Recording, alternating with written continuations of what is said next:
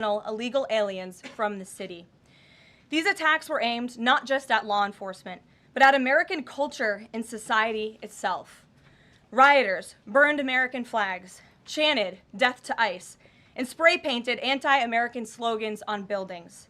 But President Trump will never allow mob rule to prevail in America. The most basic duty of government is to preserve law and order, and this administration embraces that sacred responsibility. Democrats like Governor Gavin Newsom and Mayor Karen Bass shamefully failed to meet their sworn obligations to their citizens. They didn't have the courage to do the right thing and protect law-abiding Californians from rioters. That's why President Trump deployed the National Guard and mobilized Marines to end the chaos and restore law and order. The mob violence is being stomped out. The criminals responsible will be swiftly brought to justice, and the Trump administration's operations to arrest illegal aliens are continuing unabated. When the initial immigration enforcement actions took place on June 6th, Mayor Bass took to social media to say she was deeply angered by what has taken place. Mayor Bass then embarked on one of the most outrageous campaign of lies this country has ever seen from an elected official, blaming President Trump and brave law enforcement officers for the violence. She accused heroic American immigration and customs enforcement officers targeting illegal alien murderers, rapists, and pedophiles of, quote, sowing terror in communities and disrupting basic principles of safety in our city. Around the same time, Governor Newsom claimed that immigration enforcement actions were causing chaos. That's how radical Democrats have become. Their opposition to President Trump has forced them to side with illegal alien criminals in their communities and violent rioters and looters over law enforcement officers who are just doing their jobs. Mayor Bass and Governor Newsom fanned the flames and demonized our brave ICE officers. Instead of defending their city and their state, Karen Bass and Gavin Newsom claimed that in order for the riots and the violence to stop, ICE needed to leave and immigration raids must end. In other words, the position of the Democrat Party is that the federal government is not allowed to enforce our laws and to arrest and deport illegal alien criminals.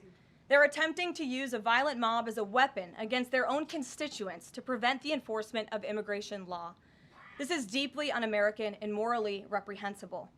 President Trump received a clear mandate from voters to reverse the illegal invasion ushered in by Joe Biden's open border and to end the lawlessness represented by Karen Bass and Gavin Newsom's California. President Trump promised to carry out the largest mass deportation campaign in American history, and left-wing riots will not deter him in that effort. Sanctuary cities and states will no longer be allowed to shield illegal criminals from deportation. Just take a look at some of the illegal monsters who were taken off the streets in Los Angeles in recent days. A Vietnamese national, a known gang member with a conviction for second-degree murder. A Mexican national with convictions for child molestation who was armed with a dangerous weapon and had previous arrests for robbery and domestic violence. A Filipino national with convictions of rape, assault, burglary, and theft. A Mexican national convicted of statutory rape, narcotics violations, and hit and run. A Nicaraguan national with convictions for domestic violence and hit and run, and a previous arrest for willful cruelty to a child. And an illegal alien from Mexico who was arrested after allegedly throwing a Molotov cocktail at law enforcement officers during the Paramount riots on Saturday. He is now being charged with attempted murder. Law-abiding American citizens do not want these public safety threats living in their communities, no matter what Democrats like Karen Bass and Gavin Newsom may claim. And let this be an unequivocal message to left-wing radicals in other parts of the country who are thinking about copycatting the violence in an effort to stop this administration's mass deportation efforts. You will not succeed. Any lawlessness will only strengthen this president's resolve to defend the majority of Americans who want to live their lives peacefully, free from the fear of violent criminal illegal aliens. As President Trump said, order will be maintained and illegal aliens will be expelled from our country. In economic news, the latest Consumer Price Index inflation report came in today below expectations again. Since President Trump took office, inflation has come in below economics expectations every single month. Core inflation held steady and remains at the lowest level since March of 2021. Wage growth remains strong. The average private sector worker is on track to see their real earnings increase by around $1,200 adjusted for inflation. And prices continue to fall for everyday Americans. Energy prices fell from April to May. Gasoline has fallen each month since President Trump took office, down 12% over the past year. And prices for meat, poultry, eggs, and fish are all down from April to May as well. Under President Trump's strong leadership, America is beating Joe Biden's record-high inflation crisis. And once the One Big Beautiful Bill passes, our economy will boom like never before. This bill is the largest tax cut for middle-class Americans in history. The One Big Beautiful Bill gives a 15% tax cut to working Americans and families will see increased take-home pay of $10,000 per year. The One Big Beautiful Bill expands the child tax credit to $2,500 for more than 40 million American families with children. And the One Big Beautiful Bill cuts taxes for overtime workers, saving them nearly $2,000 per year, and ends taxes on tips, saving tipped workers nearly $2,000 per year as well. All of these provisions are broadly popular with an overwhelming support from the American people. We need Republicans in Congress to finish the job and send the One Big Beautiful Bill back to President Trump's desk for his signature as soon as possible. With that, we'll get to questions. I'm sure you have many of them today. Here in our new media seat is Elizabeth Mitchell, the White House correspondent for the Daily Signal, who's not afforded a seat in this room, but today she is. Thank you, Elizabeth. Thank you so much, Caroline. I have two questions, if Sure. it's okay. First, a few Republicans on Capitol Hill are suggesting that President Trump scale back deportations, even as ICE is reportedly gearing up for raids in 5 more Democrat-led areas. Would anything dissuade President Trump, and would he consider sending in Marines if anti-ICE violence occurs in these cities? Well, I think I may have just answered both of your questions with my opening monologue. The Trump administration is going to continue the mass deportation effort that the president promised the American public. Many of you were at those rallies in cities and communities across the country when the president spoke about his commitment to removing violent illegal criminals and anyone who has broken our nation's immigration laws from American communities. And God bless our ICE and Border Patrol who are working hard on that effort. This administration is going to continue that. And it's part of the reason we do need the One Big Beautiful Bill to pass as well, may I add, because the bill provides funding to hire more ICE agents and Border Patrol agents, more personnel on the ground to conduct this important public safety work. Thank you. And on another topic, President Trump has indicated that aides to former President Biden who used the auto pen to sign major orders and pardons should be investigated for potential crimes. Does he think that Biden allowing, or at least being negligently unaware of this activity, was an impeachable offense? I haven't heard the president address whether it's an impeachable offense, but it could perhaps be a criminal offense, especially on behalf of staffers who may have been utilizing the president's signature without his authority or consent. I understand that Republicans on the Hill are moving in the right direction to call attention to this and to bring in some former White House staffers who clearly knew more than they ever shared and never addressed with the American public. And so we look forward to seeing where this investigation continues, and I know the Department of Justice is also looking into the matter as well. Alex, good to see you today. Good to see you, Caroline. Thank you. You mentioned foreign flags being blown during these protests. There are protest activities being organized for this weekend. Part of it are Democrats saying they want to reclaim the American flag. It's also being titled No King's Day. Does the president see himself as a king, and does the White House expect to see American flags being flown during these protests this weekend? The president views himself as the president of the United States of America. This is a constitutional republic, and we want to see all of our citizens be proud of the country in which they are given the privilege and the blessing to live. And I think that those images of foreign flags being waved by illegal criminals and by violent rioters in the face of cars blowing up and of flames in the city. I have photos of that here to show you. With this violence and destruction that occurred is an image that Governor Gavin Newsom owns. This is his city, and President Trump saw these images, and he said that is not going to be accepted or tolerated, and hence why he deployed the National Guard and United States Marines who have helped to quell that violence. If I can ask another. Sure. If the president does end up deploying any National Guard members, perhaps Marines, to blue states, would he be in contact with the governors prior to this? Would it be necessary? Well, President Trump was in contact with Governor Gavin Newsom despite some of the claims he's made in the last couple of days. The president called the governor on Friday evening and told him to let law enforcement in California do their jobs. And the Los Angeles Police Department, by the way, are fantastic people. They are trying to do the work that they've so bravely signed up to do to enforce the law, but they have been kneecapped by incompetent Democrat policies and Democrat politicians who do not allow their local law enforcement to correspond and coordinate with federal immigration authorities. And so President gave Gavin Newsom a warning and said, get it together. 24 hours later, we saw more images like this. We heard about Border Patrol agents who were being the target of rocks. These illegal criminals were throwing rocks at our Border Patrol and ICE agents, and so the president made the decision to federalize California's National Guard. Stephanie. Thank you. Two questions on the China trade deal, if I may. Sure. First, will the president formally sign the trade deal, and if so, when? Secretary Lutnick sort of alluded to the fact that it might be in a couple of days, but I'm curious if there's anything more specific to read out. Sure. Well, I do have more specifics for you. I spoke to the president about this.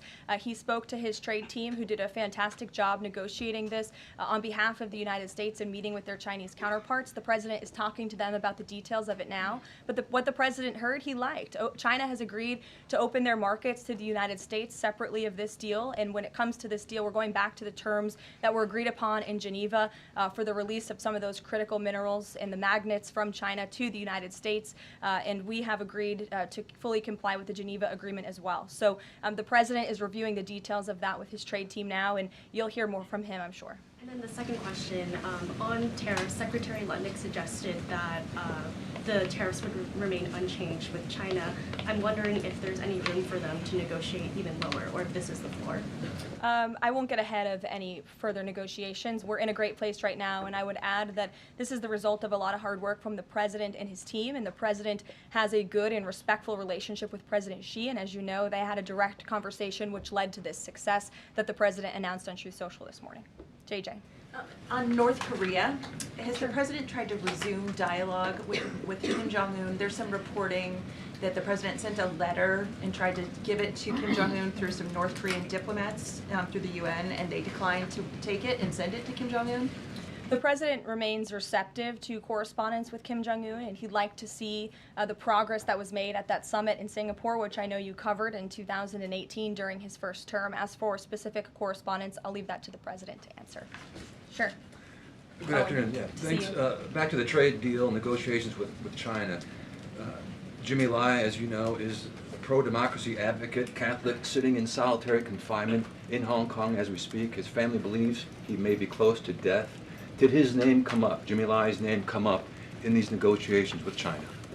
Not to my knowledge. I understand the negotiations were very much focused on our trade and economic relationship with China. Does the president believe he can free Jimmy Lai from prison? I'll check with the president. It's certainly an important issue, and I'll get back to you. Thanks, Caroline. The president said yesterday that paid insurrectionists were behind or were involved in the protests in Los Angeles. Does the White House have any more details about who they believe is paying these protesters? The president spoke about this last night when he returned from Fort Bragg, because frankly the president has a lot of common sense, and if you look at some of the imagery that we have received from the Department of Homeland Security and ICE and law enforcement who are on the ground, you will see boxes and boxes of very professionalized masks and rioting equipment being dropped off for these protesters. So it's a good question the president is raising, and one we are looking into, about who is funding these insurrectionists and these rioters and these protesters and these illegal criminals.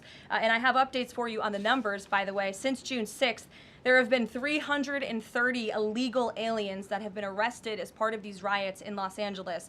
113 of those illegal aliens had prior criminal convictions. And overall, and this includes arrests of American citizens, there's been 157 people arrested for assault and obstruction-related charges, including the attempted murder of a police officer with a Molotov cocktail. So who is funding these illegal aliens who are coming in with this very professional riot gear? It's a question everyone in this room who cares about truth should be asking. And we encourage your help in trying to get to the bottom of that question. Indina. Thank you, Caroline. About Elon Musk, he issued an apology this morning. Has the president accepted the apology, or does he think it's too little too late? The president acknowledged the statement that Elon put out this morning, and he is appreciative of it, and we are continuing to focus on the business of the American people. And has the administration started a review of Musk's government contracts, something that the president said he's considering? What do you mean by that? Has the administration started a review of the contracts that Musk and his companies currently have? No efforts have been made on that front as far as I'm aware. And just one more, if I may, on just everything sort of we've seen so far with the president's response to the LA protests. There is criticism that seems to suggest that the president responded the way he did because it was a deliberate, calculated attempt to sort of shift focus away from his feud with Musk. How would you respond to that? That the president responded to the LA riots, condemning the violence to from Musk. That's an incredibly disingenuous attack. The president saw images of Border Patrol and ICE agents being hailed with rocks and Molotov cocktails. He saw vehicles being burned to the ground with illegal aliens flying foreign flags, and that's what prompted the president to have this response that has clearly worked, because last night in Los Angeles you didn't see many of those images. And I would add the governor and the mayor need to actually do more. I know Gavin Newsom had a big address to the nation last night. I guess he thought that's what it was for maybe his future political ambitions, but he spoke a lot of words. We haven't seen action. California has been a mess for years because of the incompetence of Gavin Newsom, so the president was responding to that only. Caitlin. Caroline, 2 questions for you. Sure. Over the weekend, Secretary Noem sent a memo to the Pentagon asking Secretary Hegseth to have and direct the military that's on the ground in LA to arrest and detain what she said were lawbreakers. Is the president okay with that? And under what authority would the members of the military be able to arrest people inside the United States? I can't speak for a letter that came from the Department of Homeland Security. I can't speak for the president and what's currently happening on the ground now. And as you know, the president federalized the National Guard under U.S. Code 10, which he has the authority to do.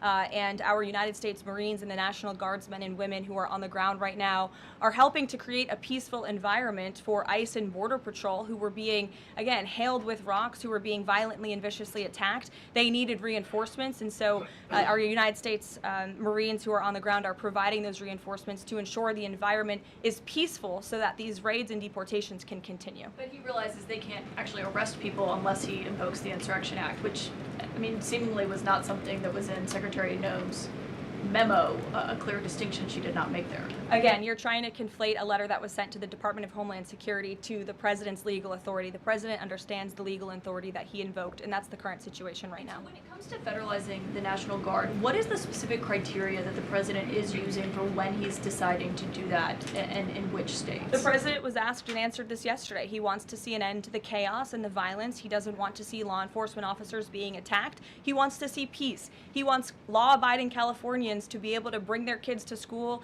to be able to go to work without seeing this violence in the streets. That's what the president's hoping for, and that's why he's taken this action. John. Thanks a lot, Caroline. 2 questions on 2 separate topics. One has to do with the military parade taking place here in Washington this weekend. There's a lot of security around the White House complex, around the Capitol complex, even along the tidal basin. Is that just proactive? Are you expecting anything in particular in terms of unrest like we've seen in Los Angeles? These are proactive security measures to protect those marching in the parade, many of whom will be veterans and our brave men and women in uniform and Gold Star families. There's going to be military families from around the country who are flying into this parade. And of course, it's to protect the spectators who will be enjoying this incredibly patriotic show on Saturday, and I hope you all join us there. And then secondly, Secretary Pete Hegseth testified on the Senate side of the Capitol today, Yes. And he was asked about America's the administration's view of Vladimir Putin's intentions. And specifically, it was asked whether or not his intentions go beyond, his territorial ambitions go beyond Ukraine. When that question was posed to the chairman of the Joint Chiefs of Staff, General Kane replied that he does believe that his territorial ambitions go beyond Ukraine, but Secretary Hegseth says it's not clear at this point. How does the president view this issue? president has spoken on this. He said, as he calls it, he believes Ukraine was always the apple of Putin's eye. And he made it very clear to Putin in his first term not to invade Ukraine. Putin didn't invade Ukraine because of President Trump's peace through strength foreign policy agenda and the effective deterrence policies that he implemented in the first term. Unfortunately, because of the weakness and incompetence of the previous administration, Vladimir Putin made the decision to invade Ukraine, and now we have this brutal war which the president is working very hard to end. Jasmine. Thanks so much, Caroline. The president warned that any protests on Saturday would be met with force. Can you clarify what kind of protest President Trump does support or find acceptable? The president absolutely supports peaceful protests. He supports the First Amendment. He supports the right of Americans to make their voices heard. He does not support violence of any kind. He does not support assaulting law enforcement officers who are simply trying to do their job. It's very clear for the president what he supports and what he does not. Unfortunately for Democrats, that line has not been made clear, and they've allowed this unrest and this violence to continue, and the president has had to step in. What question? So if there were peaceful protests on Saturday for the militant parade, President Trump would allow that? Of course the president supports peaceful protests. What a stupid question. Raquel. Thank you so much, Thank you, Caroline. Raquel, and then I can go to you, Francis. Go. Thank you so much, Caroline. I have two questions. One about Israel. Yesterday, the U.S. ambassador to Israel said the U.S. no longer is pursuing the goal of an independent Palestinian state. Can you confirm that the president is no longer supporting a two-state solution? And is President Trump considering diplomatic action against countries who takes action against Israel during next week UN conference? Right now, the president views the situation in Israel and Gaza as deeply unfortunate and needing to end. And the president is realistic about the current state of affairs in this region of the world. And that's why the president has said the number one focus and priority of the administration is to release all of the hostages from Gaza and to end this conflict as soon as possible. The administration is still pushing very hard for the release of all the hostages. And as for what happens next, clearly Gaza is an uninhabitable place. It needs to be rebuilt with the help of our Arab partners, and the president wants to see that happen as well. Take a couple Just more. one on the G7 engagement. President Trump is traveling there on Sunday. Other presidents beyond the G7 leaders are also going. President Lula from Brazil, President Sheinbaum from Mexico, and President Zelensky from Ukraine are also going.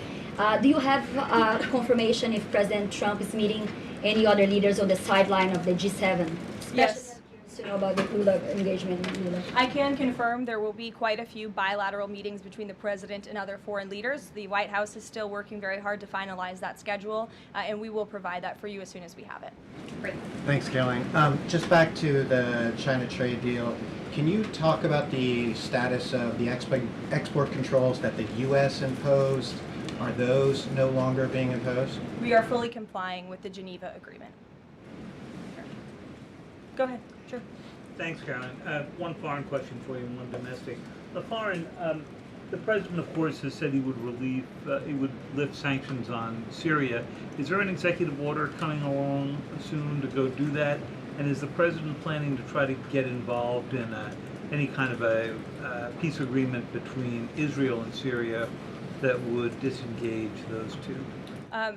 To the best of my knowledge, the Treasury Department took action after the president made that announcement in Saudi Arabia.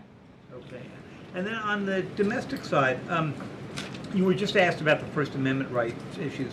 In the president's comments yesterday, though, he just said protesters would be strongly dealt with. In your list before, you referred to insurrectionists, rioters, and protesters together. Obviously, they're quite different from your earlier answer. I'm struck by the fact that the president has not at any point said the most important thing here is to protect the First Amendment rights of peaceful protesters. So I'm wondering, where in his hierarchy of interests does he place that? Is the First Amendment protection the most important? Is stopping violence most important? Why is he not out saying all peaceful protesters will be protected? I think two things can be important at the same time. And the president, as I just answered, supports the right of Americans to peacefully protest. He supports the First Amendment. But that is not the majority of the behavior that we have seen taking place in Los Angeles. We have seen mobs of violent rioters and agitators assaulting law enforcement officers, assaulting our federal immigration authorities. And we have seen, as I said, this goes back to what this administration is trying to do and accomplish, and that's enforcing law and order in our nation's communities. And it's removing public safety threats from communities in Los Angeles. You're saying the majority have not been peaceful, the majority have been violent. I just read for you the arrest numbers. We've arrested nearly 400 illegal aliens alone, just illegal aliens who have been arrested in these riots since June 6th, since they began. Thousands of people on the streets. Yeah, and we've had hundreds of people who have assaulted law enforcement officers. Are you saying that that's that's appropriate behavior? No, Are you no, I'm saying not that saying the that at president all. I'm shouldn't just take trying to action? figure out- The Democrat governor and the Democrat mayor of Los Angeles have failed their citizens. And the majority of Americans, the majority of Californians, do not want to see law enforcement officers being assaulted in the streets. And thankfully, the president took action and stepped in to protect our federal law enforcement agents, to protect federal buildings, to protect the federal mission of deporting illegal criminals off of our streets. And that mission will continue every day as far as we're concerned. Thank you, guys.